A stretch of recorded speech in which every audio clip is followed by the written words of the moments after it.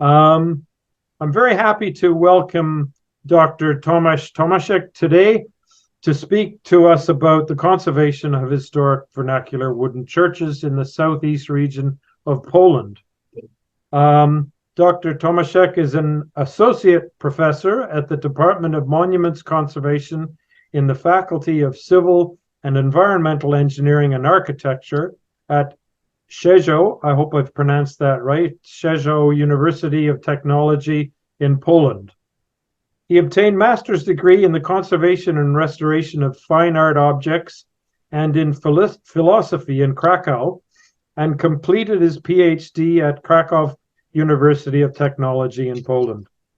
Tomasz has also completed the ICOMOS wood conservation courses in Kizhi, Russia, and in Norway, and has research and scholar fellowships at academic institutions around the world, including Japan, China, USA, Norway, and Poland.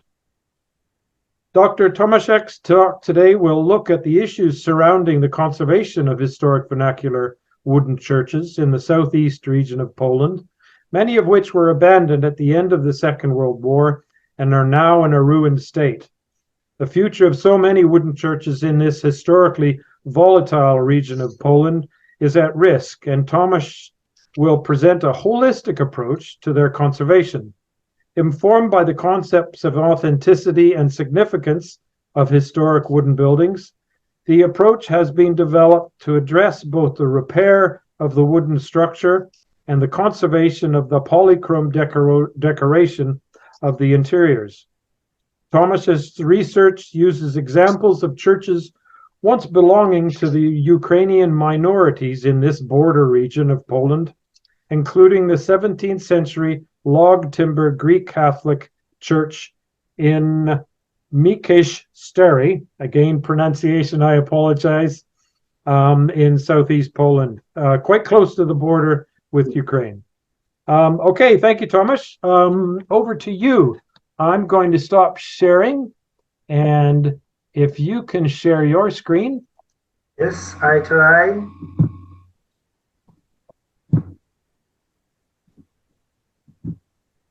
Can you see it?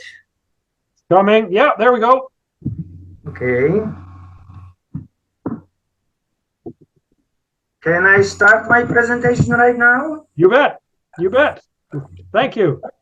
Thank you. Hello, everybody. Thank you so much for having me here and for the invitation and for giving me a chance to talk to you and give you some information about our wooden heritage from Poland. Thank you, Doug, also for all the introduction of my person, and I think I am ready to start and talk. How much time do I have? About 45, 50 minutes from now, yes, correct? Sure, yeah. We're fairly relaxed, so yeah, thanks.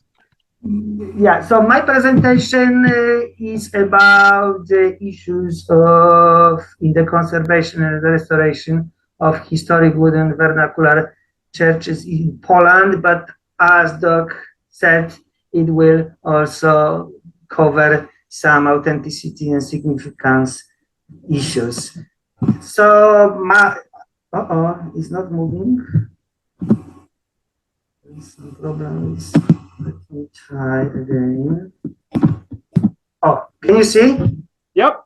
The next one. Okay, yep. So I divided my presentation or my talk in the 6 parts. So firstly, after introduction, I will talk about the current condition of some of the abandoned Greek Catholic churches in Poland. Then in particular, I will focus on one of them and I will tell you why. And then I will mention about some of the analyses that can be used to get a better view of condition status of those churches. And finally, I will mention about some proposed methodology for the future conservation and restoration of those churches. And if time allows, I will also mention about iconostasis and the issue of their restitution to the churches. So let's start with the introduction, and let me also read this quotation. There is a special kind of architectural monuments for which Poland is not less known than any country in Europe. On the contrary, nowhere except for Scandinavia, we do not find them in such richness and diversity. The speech is, of course, about the wooden Christian churches. So I could say that Poland is famous all over the world from our wooden churches. And I would like to give you a very brief introduction to those churches. And here you can see that I am mentioning two types of the sacral wooden buildings in Poland. However, telling true, there are more of them. There are at least four, because we have Protestant churches. We have also mosques, wooden mosques in Poland. But the majority, the majority of them are Roman Catholic churches, which are coming from Latin tradition and Eastern tradition, that are Greek Catholic churches. So again, Roman Catholic churches and Greek Catholic churches. Before I go into photos, and please forgive me, so many photographs are waiting for you, so I will need to go very quickly with them. So before I go and show you some examples, let me introduce the differences between those two churches. So Poland, as a Roman Catholic country before Second War, in the area of Poland, let's say like this, before Second War, there were living a lot of minorities, and among of them Ukrainian minorities. Well, maybe saying minority is not a good word, because actually the huge part of Poland was in the huge part of Poland Ukrainians were living. And due to a complicated history, and that for centuries we were, let's call it, one country together, our government in the 17th century asked Ukrainians to join as an administration the Western Christianity. And due to this, they are Catholic. They are called, the religion they are follow is called like Greek Catholic. So in one hand, from the ritual side, it goes to the east, to the Orthodox rite of Christianity. However, looking from the administration point of view, it belongs to the Roman Pope. And because of it, because of this very complicated situation, it is some kind of mixture in the way how all the rituals are designed, because they share as well as the Western tradition, as well as the Orthodox Eastern tradition, but also the way how the architectural structures were created, because they were combining in one building the Eastern Orthodox tradition as well as the Western tradition. And majority of the structure of these churches were erected in the area of the border, the contemporary border between Poland and Ukraine. Before Second War, the borders were actually located in the other place, and in the western part of Ukraine belongs to Poland. It was part of the Poland. And I thought my talk might be actually up to date because of the situation that's happening with the war. So I thought talking about those churches that actually are located in the Poland. It cannot be really called Ukrainian because it was like, well, Polish Ukrainian maybe is better to call them. But it might be interesting for you because they are very unusual and they can be seen only in this part of the Poland that is very close to Ukraine. So let me start with the churches. And again, I will show you now two types of those churches on the photographs. And firstly, Roman Catholic churches, they are following Latin tradition and the Eastern Orthodox Greek Catholic churches that follow both of tradition, that introduce both of those traditions. Firstly, let's start with Latin tradition. So you see the church from Sękowa, which was included in UNESCO list. It comes from beginning of 16th century. And looking at this picture, I would like to tell you the big difference, the main difference between Greek Catholic churches that you will see later and Latin churches is how the interior space was designed. Roofing also, but I would say the interior space is the main, the major factor. So in the Latin tradition, actually, we could say that the space was one whole space. Even we can see this clear, separation for two parts, like the part that people go and pray, and the second part, which is called sanctuary, but the other part called sanctuary is open for the people who come to the church, so they see what's happening.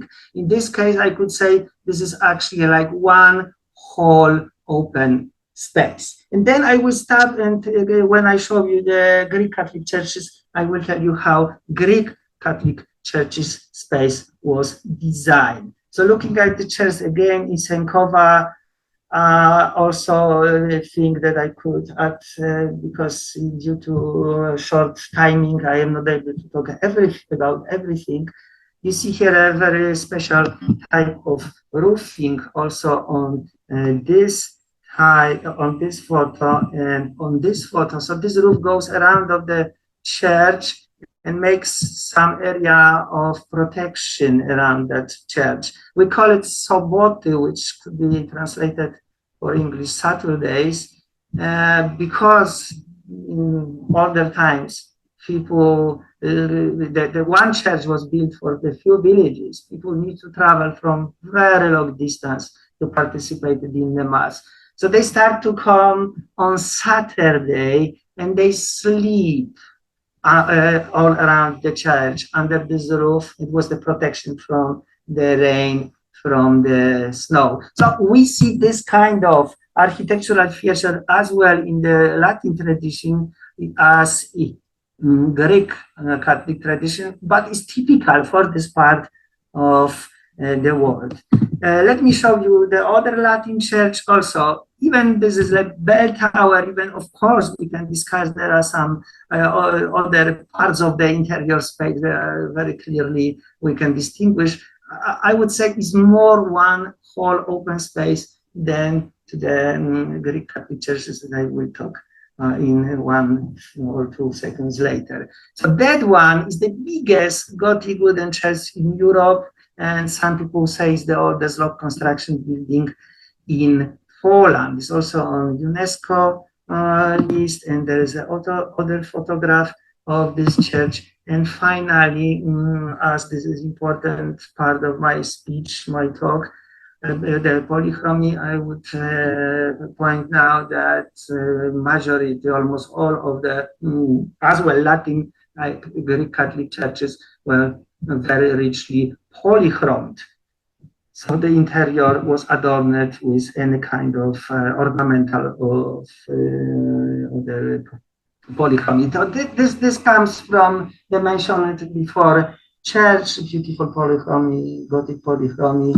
And finally, let me show this church, which is in Blizne, also in UNESCO Heritage List. As you see, there are some similarities between the buildings I showed you already. And one of the last Latin churches is this one in Głogołów. Here we know the carpenter, which was Stanisław Harpło, which is unusual because usually carpenters are not known. And now let's switch to the Greek Catholic churches and talk about the way how their interior space and the same floor plan was divided. So here you can see always, I would say always, very distinct 3 parts. And looking at this church. The middle one is a nave. Nave, which is for prayers, but for the men. The left part is for prayers, but for the women, so we call it like a woman porch. And the right part is the sanctuary for the mass. However, the sanctuary is closed from the prayers by the wall, which is iconostasis. So in this case, we can say there are three very clearly distinctive parts, and one, the most important part, is not open to, let's say, like public. This is a good word. So you see, very briefly, I described those differences. I hope this is clear. And of course, we have different types of Greek Catholic churches in Poland. We have those that stand with the attached bell tower. We have this type that bell tower is separate. So this should be covered by very long, different topic. Let me now show you some examples of Greek Catholic churches. That one included at UNESCO list, coming from beginning of 18th century in Kwiatoń, very beautiful one. The other one is from Skwirtne, 19th century. The next photo also showing the Skwirtne church. Here there is a photograph of one of the most beautiful and oldest Greek Catholic churches, also very unusual because it has some architectural features that only were used, at least what we know, in this church. Still there are photos of Uluc, and this is the barrel nave. You can see here in the middle of the photo, barrel shape of the cover of the top part of the nave. So here are some details, carpenter details, as well as soon on the next photo. Here is the photograph on the top of the hill where the church is standing with the cemetery. And here again there are some details, carpenter details, and here some more, and also it went through some conservation, so there are, let's say, contemporary addition to the church. That one is also, like majority of them, heavily polychromed, beautifully polychromed.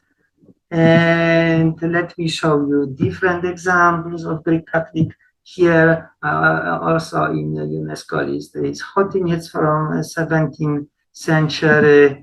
And one of the most famous one in Poland is one of the oldest Greek Catholic churches in Poland, that one in Radrusz, included in the UNESCO list. So there are some, briefly showing you some photographs, other photographs, giving you idea how this church looks. It is located very close to Ukrainian borders, just few meters from Ukraine. And here we have the other church, which comes from Gorajec, and I will point again that all, and let me come back to the before to Radrusz, even though here we can see very distinct three parts of the space. So after Gorajec, I will show you here the wall that is dividing the church and closing the presbytery from the believers. The wall is built from the rows of the icons and is called iconostasis. So I will talk about iconostasis hopefully a little bit later. And finishing my introduction about wooden Greek Catholic and Latin churches, I will show you 3 or 4 more examples. That one comes from Piątkowa, also Greek Catholic church. The other photo of Piątkowa, the other one, and some details that give you some more ideas. And finally, I would like to show you this church, because that one actually presents very well Latinization of Greek Catholic churches. Actually, the interior space is divided into 3 parts, very distinct 3 parts, but outside it looks a little bit more Latin. So as I said, they were kind of mixture of Eastern and Western tradition. So this template is actually very good example of Latinization, and is manifested among others in the same height of the walls, etc., etc. So some other photographs giving you idea how this church looks, and finally one more iconostasis and more information hopefully later. So, well, this was very brief introduction to the churches, Greek Catholic churches, Latin churches, and you might now think, okay, what kind of issues do we have? Because they look very well. They are already, let's call it fixed or conserved. So they are very well and beautifully preserved. Well, that's not really true, because this is only part what's happening actually in Poland. There are chosen and lucky one. After Second War in 1947, the Ukrainian communities were pushed to move Poland, and they left all heritage. So all the churches were left and abandoned. And we still can find plenty of abandoned, ruined, and not used wooden churches in east south part of Poland. So I would like to give you idea by showing only 3 examples, because, well, I cannot show you more because time. 3 of the examples, and then on the 4th example that I chosen as a case study, I will tell you more about those issues and how all of it looks. So firstly, that one coming from Rakova is actually very difficult even to find. There is no any sign on the road. You need to really know about this church to find it. So it is abandoned, standing in the middle of nowhere on the hill, is closed. It took me a very long time before I found the key to this church. And this is the perfect example of Latinization, because this is Greek Catholic Church, and interior is a very Greek Catholic Church, but outside looks like a kind of mixture between both of those traditions. I can tell you that right now I participate in international cooperation grant, research grant with Japan. We do some monitoring of this church, and hopefully there will be possible to save these temples, which is falling apart. It looks actually quite well still from outside. So I will show you much worse the condition soon of the other churches. So that one was built in 18th century. And you can see some information here. I am showing you eventually if you want to read and get some more information that I already said. What is also important, like other churches, that one has iconostasis, actually partial iconostasis, like the case of most of the churches. The iconostasis, if they survive, they are only partially saved. Well, there are some cemeteries, abandoned cemeteries around, and similarly, like all the churches from Ukrainian tradition were abandoned in 47. However, this one was used as a Roman Catholic church for few years. So it was lucky because it was reused as a Roman Catholic, but about 15 years ago, the local community built a new church and they abandoned again. So this is a double abandoned church. And some more pictures, this is like the up-to-date pictures of this church. Very briefly, again, sorry for so many pictures, but on the other hand, I think gives you better idea to see, not only to listen to me. That one, which maybe from outside is not the best quality, I'm talking about architecture, but it's very nice as an interior is located in Babice, and it was built in 19th century. We know a carpenter, his name was Kozubal, and of course, like all the temples in 47 was abandoned, and from that time is not used. It is in very advanced state of the ruin. And of course, like all the churches, it is richly polychromed, and it had, well, it still has, but you will see that this is only partially saved, iconostasis. So this is located like plenty of wooden Greek Catholic churches on the hill. This is just part of the church that survived. The other parts of the church already collapsed. This is the bell tower. Some of the restoration works after the Second War were done to the bell tower. So this is again the Greek Catholic church partially saved. And that's the interior. Interior, which is not typical, because this is like one huge, big space where the actual room for the woman porch is not clearly divided.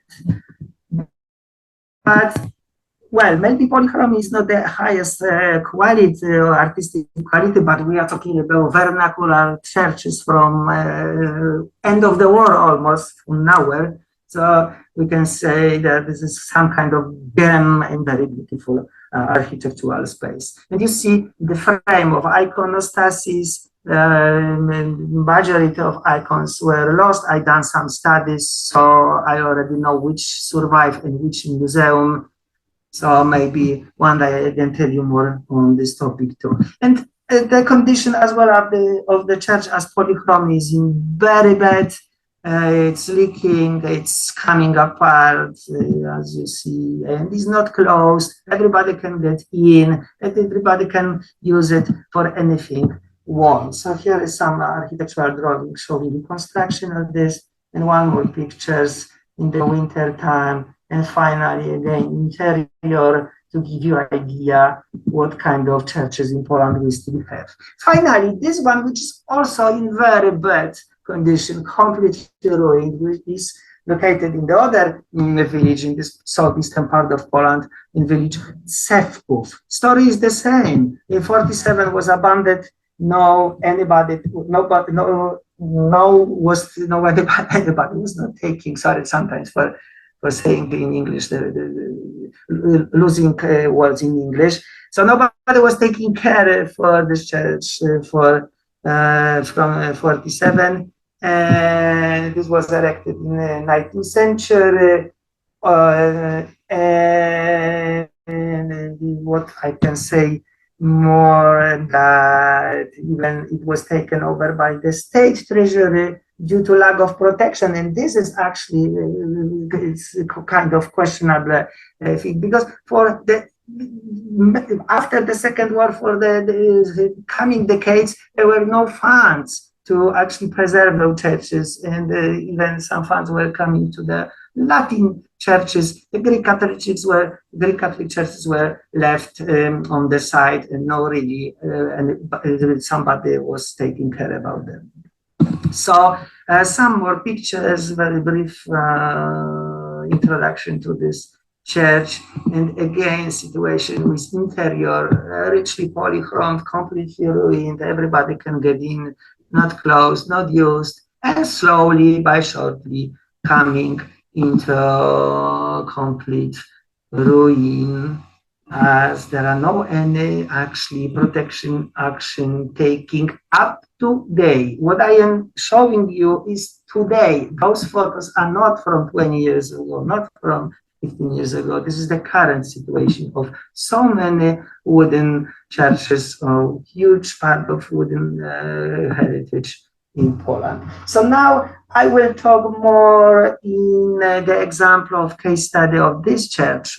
I think this is one of the nicest one, that one from this part of abandoned and not used and ruined churches. So that one is located in a village called Miękisz Stary. Let me talk first about architecture. This one actually is one of the rarest one, because it's showing Baroque, Western Latin architecture in the wood, made in the wood, as well the interior and the polychrome is Baroque, and it is implemented on the ground of Greek Catholic tradition. So we have Greek Catholic Church, but really having all the feature of monumental stone Baroque architecture. So this is Baroque, this is stone Baroque made in wood.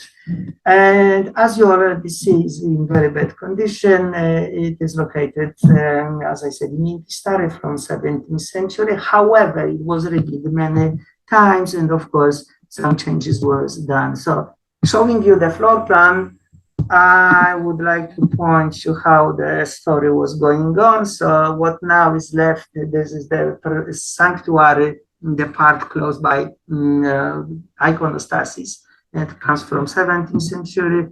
Then the nave and woman porch comes from 18th century.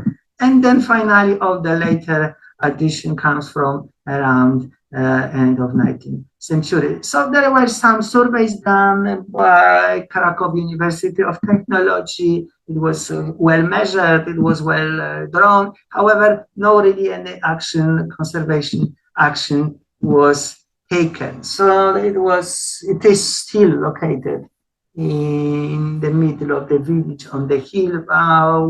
In the past times, it was surrounded by I lost the word, sorry, maybe I will remain later. It had the bell tower, which is destroyed. So only all the elements of from all this group, not all the elements from all this church group are saved. So now, again, very briefly, some photographs to give you better view how this church now looks. And also I will show you some photographs from the past, from a few years ago, from like 80s, 90s. So this photograph is taken more than 10 years ago, where this part in the front that you can see was still standing.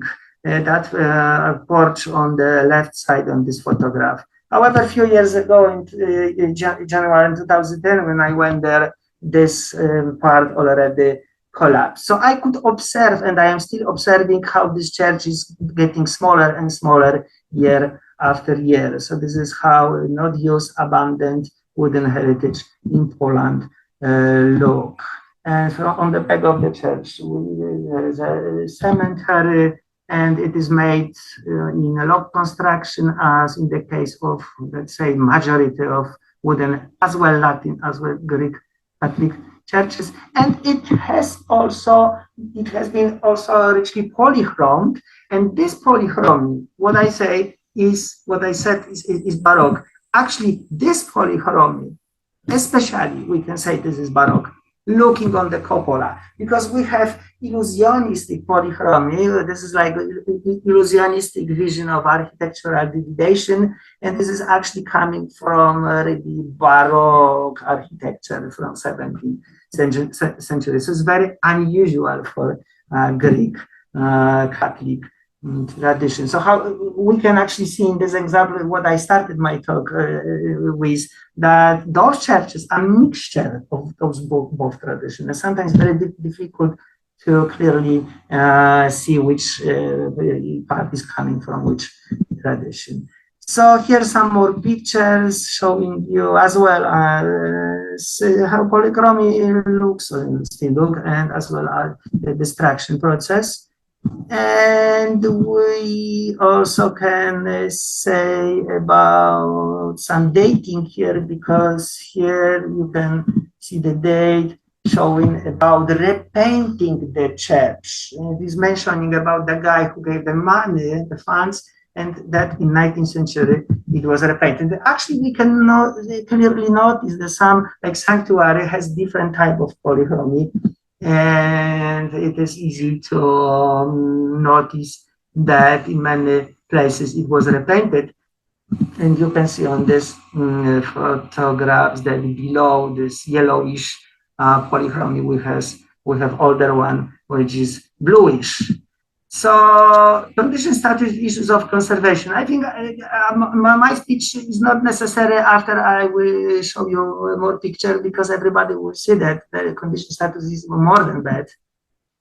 But before the archival photos, there are still doors.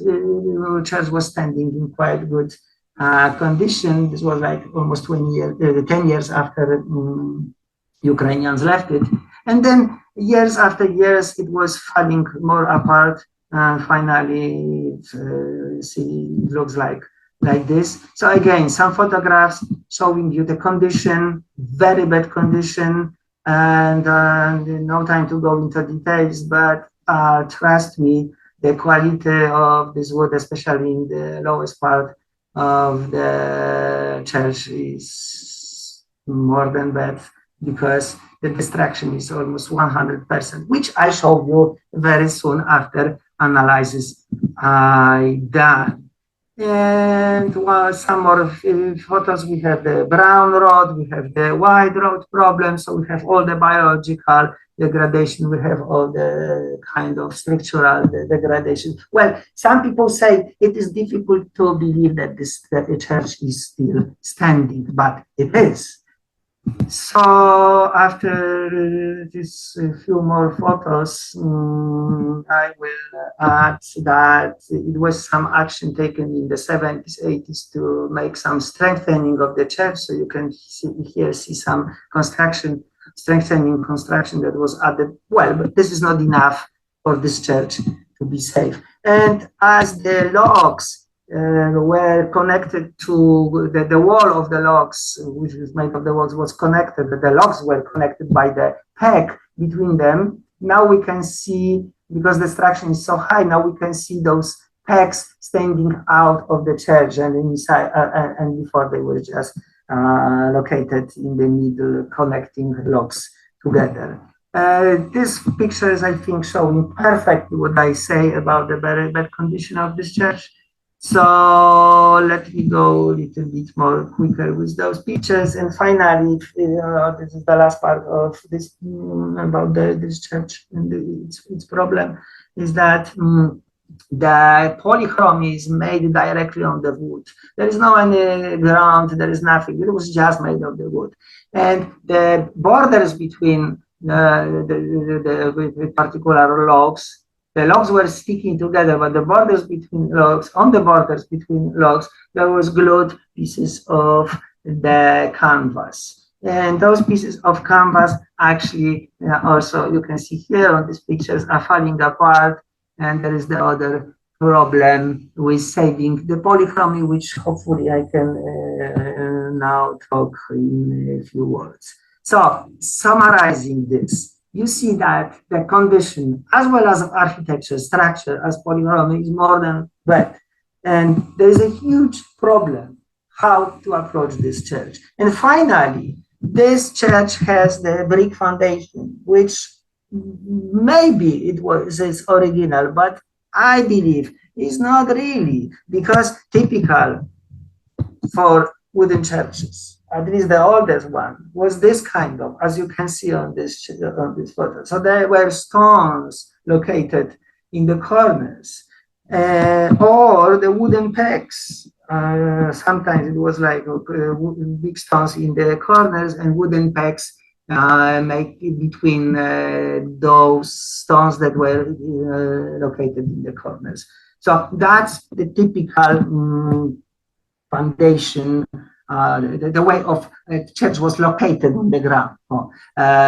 The solution, this is the typical traditional solution. So in this case, we have also problem with this brick foundation, which is taking groundwater and making the destruction of the church more quicker. The contemporary way how sometimes in Poland is done right now, where after restoration the church is located on the stones again. So there were some studies, and in the case of Miękisz Stary, as you can see the degradation, you can see here in the percentage how advanced degradation is, I say, is very advanced.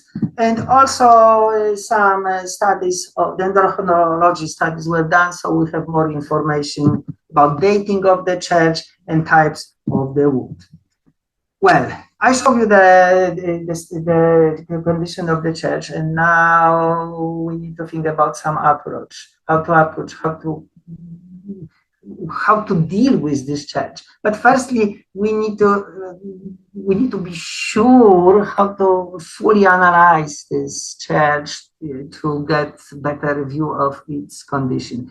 And the methods that is used in Poland, and that I was using in the case of this church, is called RDM, the resistance drill method. So this one is made by the resistograph. This is the instrument that record changes in the physical quality of wood. I'm sure majority of you know it. And the method is based on the measurement of cutting resistance during the drilling. To each element, it gives us quite good information about condition of each element of analyzed structures. So here you can see the graph on the top that is giving us ideas of condition in each part of the analyzed piece. So I took some analysis on this church, actually many of them in many other places, and I would like to point on, maybe let me explain this graph. Everything that is under 25 on your right, you see 25, 50, 75, 100. So everything which is lower than 25 amplitude is completely degraded. It's almost not existing. So I would like to point you here on the number 10, which is the seal log, the foundation log.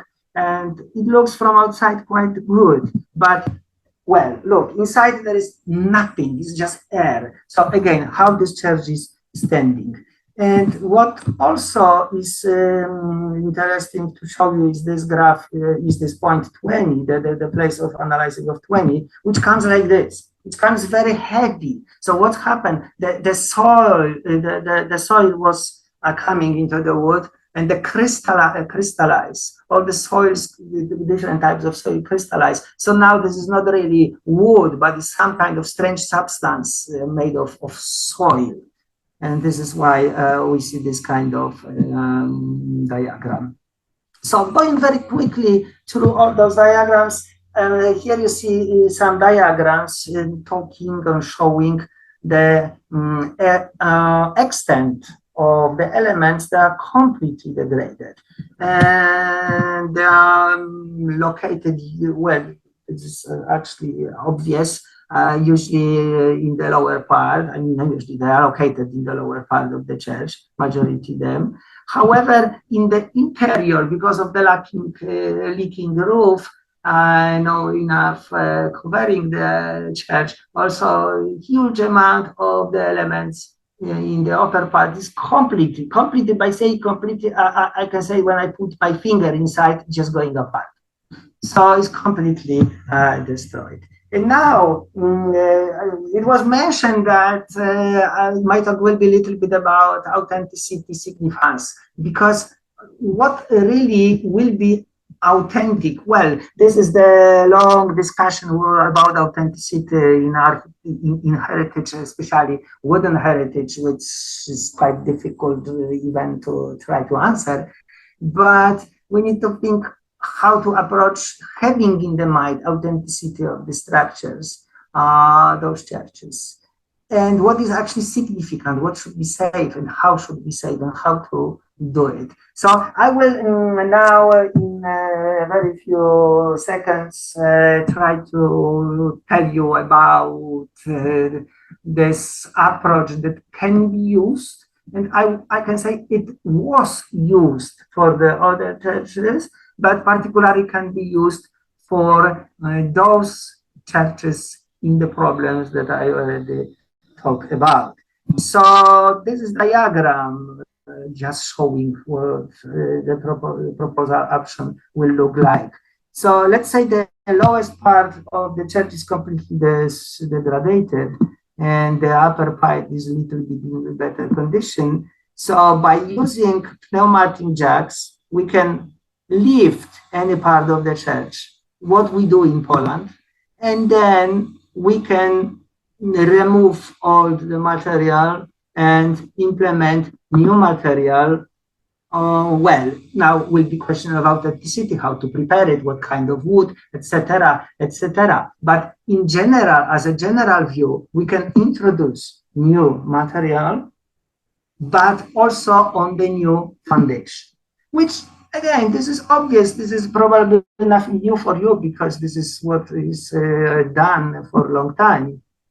And then we can lower again the church and remove the pneumatic jacks, and everything seems very easy. So on the other diagram, I would like to show you the situation when we need to exchange one of the logs. So again, we can use some kind of construction with pneumatic jacks, have access to one of the logs, then remove it, then implement new one. So again, it seems very easy. However, you need to remember that in case of those churches, we have polychrome.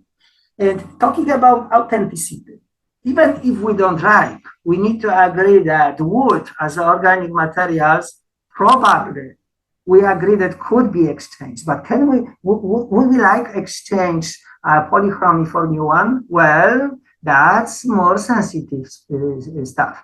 So then we need to think about transfer of polychrome, but the polychrome is done directly of the wood. So how to do it? And then what actually it is chance to implement in the cases of churches I show you is this type of transfer of polychrome. Let me explain you this diagram. So the yellow are the logs, the green is the polychrome, and the blue are the pieces of the canvas that are glued between the logs. So we need to have access firstly to some, let's say, one log, to exchange it, and somehow to transfer polychrome to the new one. So to be clear, the proposition, this approach will combine two oppositive, let's say, conservation methodologies. On one hand, it will allow of exchanging of piece of the wood for the new one, but on the other hand, at the same time, will keep original polychrome in its original place. So we need to build some support on the front of the polychrome and then have access to the canvas that was glued on the sticking place of the logs, to cut it by somehow to have this access, and by lifting, let's say, church, to be able to remove one log with polychrome from the others. And then I think the diagram is showing better than I am explaining it. By doing it, we can take over or take out, let's say better, take out this piece of the wood with the polychrome, and this log with polychrome. And now we could cut it in a special way. Well, what kind of special way? Let's say the biggest part can be exchanged for the new one, but because the polychrome is directly made of the wood, it's very difficult to just transfer only polychrome. So we need to keep very slight piece of the original wood and then make the different kind of conservation to this part. So by dividing it into two parts and taking out this polychrome part, we can exchange the main body of the log, and the yellow, the light yellow is the new part. And then we can use some pegs to connect it by the pegs. Why? Because this can be done again in the future if necessary. So you can see these pegs, then we can attach this polychrome part and bring back to the wall of the church. Of course, this is diagram. It seems very easy. In practice, it's not. Some stuff like this was made in Poland. In some cases, there were some actions similar to this when a transfer of polychrome was done. However, in the majority of cases, polychrome was done on the ground, not directly on the wood. So after this, we can come back to the previous situation, take out of the protection layer from the polychrome, and let's say this is done. The last part of my speech actually must be very quick because I see that in 3 or 2 minutes the time is almost done. It is about iconostasis. As you see, majority of, well, all the Greek Catholic churches had before the iconostas wall inside of it.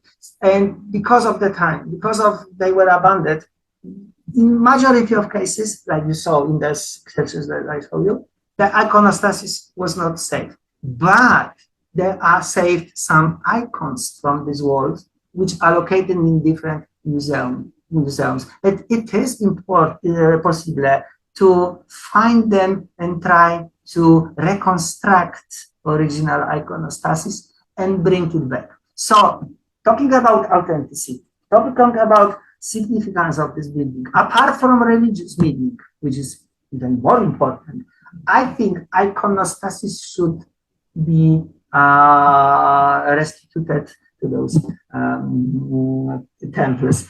Well, I know no time to talk more about how iconostasis was built.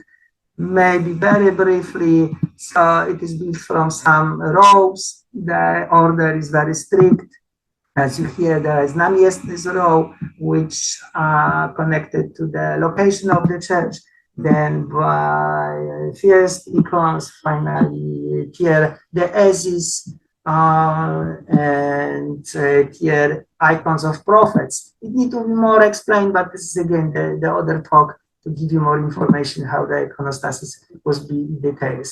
And then some of them has this row of underpendulum. Then in the middle, always it had holy walls, doors, and on the sides, deacon doors. So in this floor plan showing the Miękisz Stary church, the iconostasis was actually located between the right side and the middle, between the sanctuary and the nave, which is typical, was closing the space of the nave from the people. And this is the archival photo showing the Miękisz Stary iconostasis, which not survived because the frame of iconostasis is lost. There are some inventory drawings from '64 when the situation in Poland changed. They were taking icons from abandoned churches to the museums. So I done some analysis of the icons that survived. They are located in different museums in Poland. Of course, we see the heavy destruct of a majority of them. There are some repaintings, or they were repainted even a few times. The framing is repainted also.